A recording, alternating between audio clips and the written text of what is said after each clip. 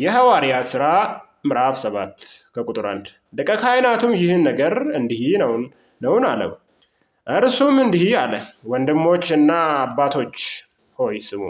የክብር አምላክ ለአባታችን ለአብርሃም በካራን ሳይቀመጥ ገና በሁለት ወንዝ መካከል ሳለም ታየና ከአገርህ ከዘመዶችህም ወጥተህ ወደማሳይ ወደ ማንኛውም ምድር ና አለው። በዚያን ጊዜ ከከለዳውያን አገር ወጥቶ በካራን ተቀመጠ።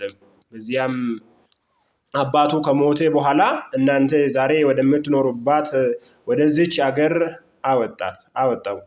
በዚችም የእግር ጫማ ስንኳን የሚያህል ርስት አልሰጠውም።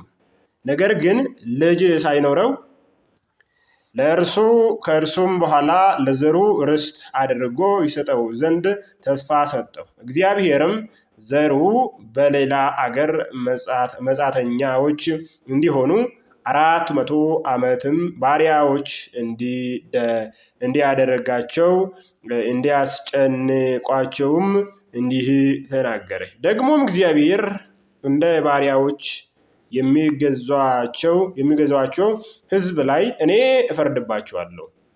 ከዚህም በኋላ ይወጣሉ፣ በዚህም ስፍራ ያመልኩኛል አለ። የመገረዝንም ክዳን ሰጠው። እንዲሁም ይስሐቅን ወለደ። በ8ኛውም ቀን ገረዘው። ይስሐቅም ያዕቆብም 12ቱን የአባቶችም አለቃዎች በዮሴፍ ቀንተው ወደ ግብፅ ሸጡት። እግዚአብሔርም ከእርሱ ጋር ነበረ፣ ከመከራውም ሁሉ አወጣው። በግብፅ ንጉሥ በፈርዖን ፊት ሞገስንና ጥበብን ሰጠው።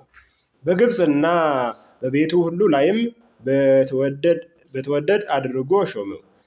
በግብፅና በከነዓንም አገር ሁሉ ራብና ብዙ ጭንቅ መጣ። አባቶቻችንም ምግብን አላገኙም።